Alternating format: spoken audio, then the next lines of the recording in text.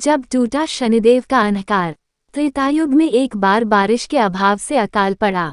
तब कौशिक मुनि परिवार के लालन पालन के लिए अपना गृहस्थान छोड़कर अन्यत्र जाने के लिए अपनी पत्नी और पुत्रों के साथ चल दिए। फिर भी परिवार का भरण पोषण कठिन होने पर दुखी होकर उन्होंने अपने एक पुत्र को बीच राह में ही छोड़ दिया। वह बालक भूख प्यास से रोने लगा। तभी उसने कुछ ही दूरी पर एक पीपल का वृक्ष और जल का कुंड देखा। उसने भूख शांत करने के लिए पीपल के पत्तों को खाया और कुंड का जल पीकर अपनी प्यास बुझाई। वह बालक प्रतिदिन इसी तरह पत्ते और पानी पीकर और तपस्या कर समय गुजारने लगा। तभी एक दिन वहां देवर्षि नारद पहुंचे। बालक ने उनको नमन किया। नारद मुनि विपरीत दशा में बालक की विनम्रता देखकर खुश हुए। उन्होंने तुरंत बालक का यथोचित संस्कार कर वेदों की शिक्षा दी। उन्होंने उसे ओम नमो भगवते वासुदेवाय की मंत्र दीक्षा भी दी। वह बालक नित्य भगवान विष्णु के मंत्र का जप कर तप करने लगा। नारद मुनि उस बालक के साथ ही रहे। बालक की तपस्या से भगवान विष्णु प्रसन्न हुए। भगवान विष्णु ने प्रकट होकर बालक से वर मांगने को कहा। बालक ने भगवत भक्ति का वर मांगा। तब भगवान विष्णु ने बालक को योग और ज्ञान की शिक्षा दी, जिससे वह परम ज्ञानी महर्षि बन गया। एक दिन बालक के मन में जिज्ञासा पैदा हुई।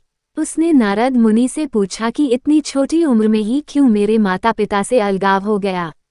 क्यों मुझे इतनी पीड़ा भोगना पड़ रही है? आपने मुझे संस्कारित कर ब्राह्मण बनाया है, अतः मेरी पीड़ा का कारण भी बताएं।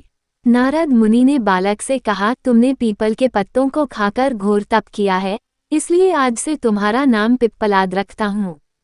जहाँ तक तुम्हारे कष्टों की बात है तो उसका कारण शनि ग्रह है, जिसके अहंकार वश धीमी चाल के कारण तुम्हारे साथ ही पूरा जगत भी अकाल की पीड़ा भोग रहा है। ये सुनकर बालक ने बहुत क्रोधित हो गया। उसने आवेशित होकर जैसे ही आकाश में विचरण कर रहे शनि को देखा।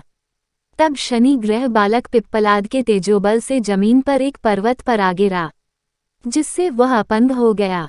शनि की ऐसी दुर्दशा देखकर नारद मुनि खुश हो गए। उन्होंने सभी देवी देवताओं को ये दृश्य देखने के लिए बुलाया। तब वहां पर ब्रह्मदेव सहित अन्य देवों ने आकर बालक पिप्पलाद के आवेश को शांत कर कहा कि नारद मुनि द्वारा रखा गया तुम्हारा नाम श्रेष्ठ है और आज से तुम पूरे जगत में इसी नाम से प्रसिद्ध होगे। जो भी व्यक्ति शनिवार के दिन पिप्पलाद नाम का ध्यान कर पूरी श्रद्धा और भावना से पूजा करेगा, उसको शनि ग्रह के कष्टों से छुटकारा मिलेगा और उसको संतान सुख भी प्राप्त होंगे। ब्रह्मदेव ने साथ ही पिप्पलाद मुनि को शनिग्रह की शांति के लिए उनकी पूजा और व्रत का विधान बताकर कहा कि तुम धराशायी हुए शनि को अपने स्थान पर प्रतिष्ठित कर दो, क्योंकि वह निर्दोष हैं। पिप्पलाद मुनि ने भी ब्रह्मदेव के आदेश का पालन किया और उनसे शनिश्चर व्रत विधि जानकर जगत को शनि ग्रह की शांति का मार्ग बताया। इसलिए शनि ग्रह की शांति के लिए शनिवार के दिन पीपल के वृक्ष के साथ ही शनिदेव के पूजन की परंपरा है।